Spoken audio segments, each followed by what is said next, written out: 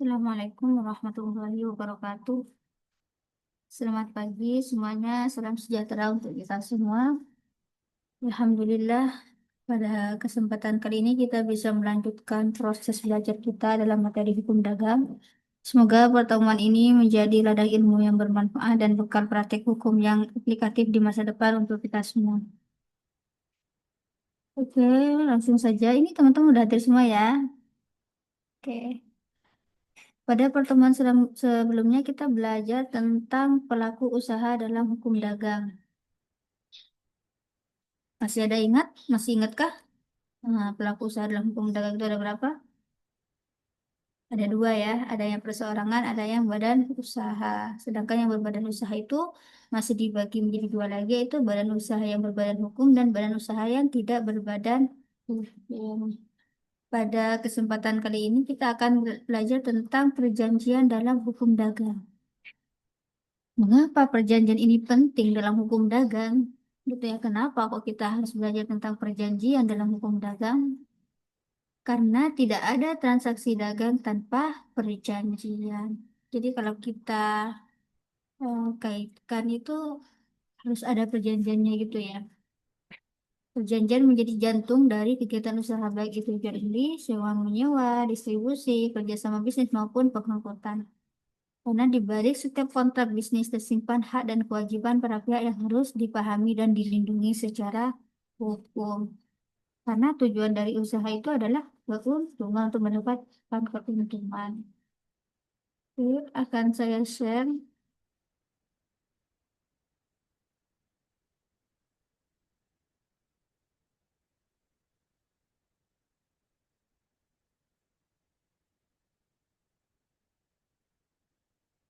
Tidak tampil.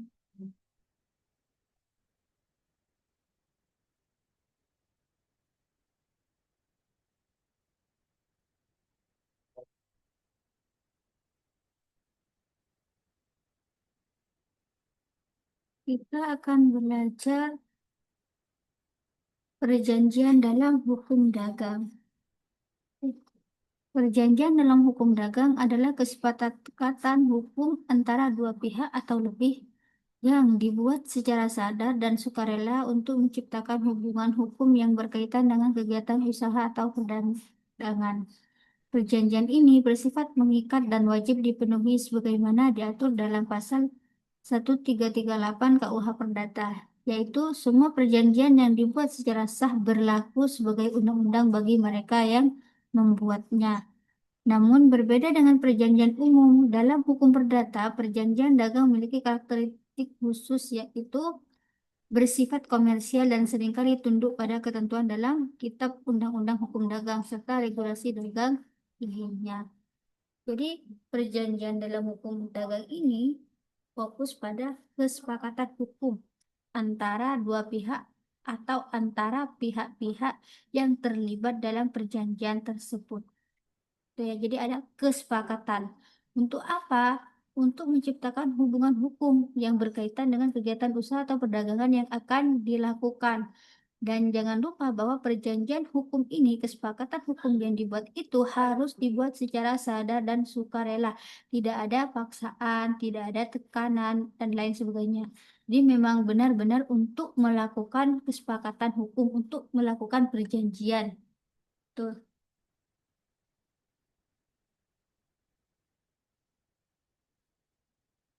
Karakteristik perjanjian dagang dalam hukum dagang ini ya. Yang pertama bersifat komersial dan profesional.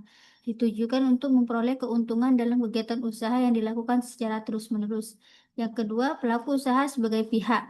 Umumnya dilakukan oleh pelaku usaha seperti perusahaan, badan usaha, atau individu profesional. Yang ketiga, bersifat formal dan tertulis. Banyak perjanjian dagang memerlukan bentuk tertulis bahkan notaril. Artinya harus di apa di ada surat sahnya gitu yang bertujuan untuk menjamin kepastian hukum. Yang ketiga, memiliki risiko dan klausul khusus seperti klausul arbitrase, pembatasan tanggung jawab, atau klausul penalti denda. Jadi karakteristik dari perjanjian itu adalah dilakukan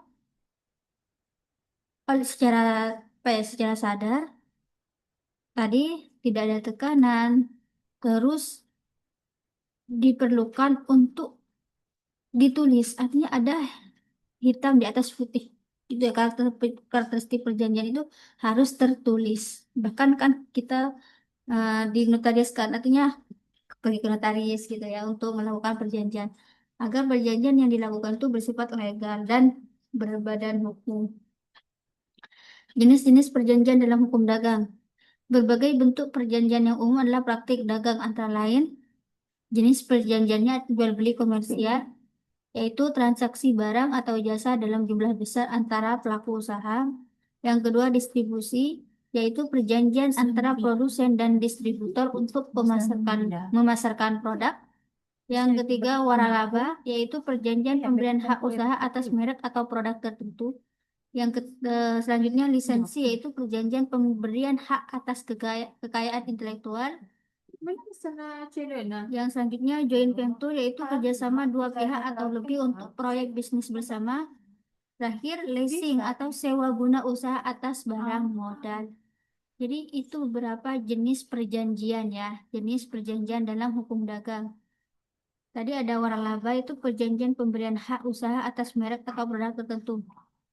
Contoh, ada sebuah perusahaan memiliki merek A, tetapi dia memberikan hak usaha atas merek yang dimiliki kepada orang lain atau kepada eh, perusahaan lain atau pada pelaku usaha yang lain.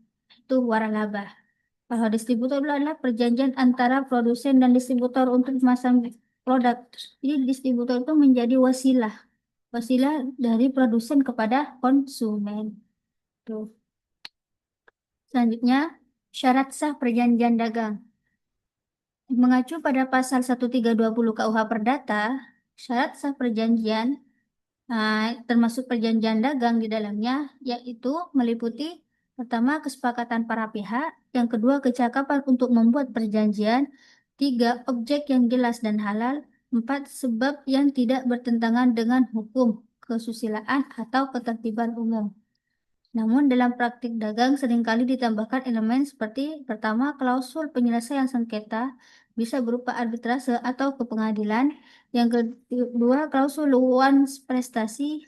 Terakhirlah peraturan perpajakan dan ketentuan ekspor impor dalam perdagangan internasional. Jadi ini beberapa syarat sah. Jadi syarat ini kalau sudah terpenuhi maka perjanjian dagang ini sah. Ketika syarat ini tidak terpenuhi, maka perjanjian itu tidak sah. Artinya apa? Yang kedua, ada kecakapan untuk membuat perjanjian. Jadi, pihak yang melakukan atau mau membuat perjanjian, yang mau untuk membuat kesepakatan itu harus cakap. Artinya, pertama, dia tidak gila, dia tidak di bawah umur, dia sudah memenuhi kriteria kecakapan. Itu harus ya. Objek yang jelas dan halal. Jadi kita kalau mau melakukan perjanjian harus jelas dulu apa objeknya. Jangan melakukan perjanjian tanpa ada objek dulu. Jangan. Kesepakatan. Jadi tujuan adanya perjanjian itu adalah kesepakatan. Jadi kalau para pihak itu sudah sepakat, maka itu bisa disebut dengan perjanjian. Jika salah satunya tidak sepakat, maka tidak bisa disebut dengan perjanjian. Yang terakhir, sebabnya tidak bertentangan dengan hukum. Selanjutnya, dasar hukum dan regulasi pendukung ya. Ini sebagai pendukung ya itu sudah apa ya? Sudah seringkali Ibu share di setiap pertemuan. Ada KUH Perdata, ada KUHD, ada Undang-Undang Nomor 9 Tahun Perlindungan Konsumen, ada tahun nomor 5 Undang-Undang Nomor 5 Tahun 99 tentang Persaingan Usaha Tidak Sehat, ada Undang-Undang Cipta Kerja dan regulasi turunannya.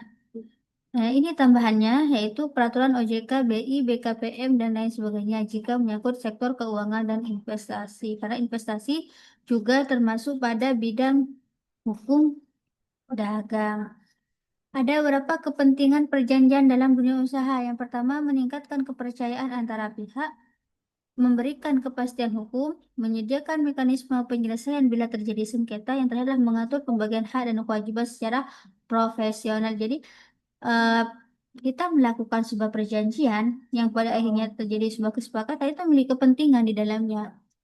Ada ini ada empat kepentingan yang Ibu share di PPT. Salah satunya adalah memberikan kepastian hukum. Jadi tadi sudah dijelaskan di slide sebelumnya bahwa perjanjian ini harus bersifat formal dan tertulis, yaitu untuk apa? Memberikan kepastian hukum di dalamnya. Ketika ada sebuah masalah, itu kita memiliki solusi. Nih, menyediakan mekanisme penyelesaian bila terjadi sengketa.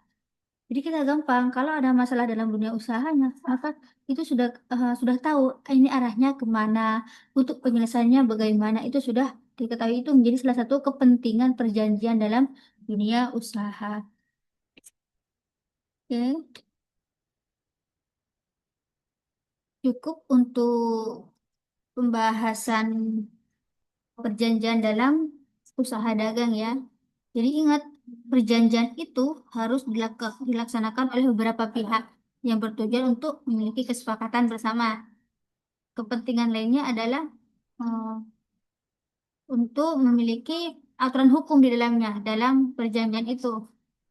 Pelaku usaha harus eh, bukan pelaku usaha, tapi orang yang terlibat dalam perjanjian itu harus cakap.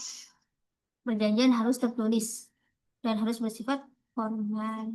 Oke, Ibu kasih tugas ya untuk teman-teman. Silahkan kalian cari contoh atau bentuk perjanjian dalam hukum dagang. Silakan disetor minggu depan, dikirim melewati email yang sudah ada. Terus slide ya. Slide pertama teman udah nulis kan ya. Jadi tugas teman-teman minggu depan adalah mencari contoh perjanjian dalam hukum dagang itu seperti apa.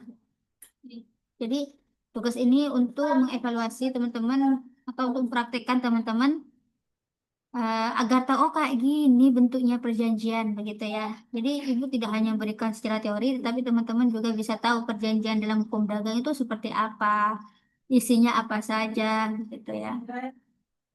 Oke, karena sudah cukup, ibu akhiri. Semoga bermanfaat dan barokah. Akhiran, Assalamualaikum warahmatullahi wabarakatuh.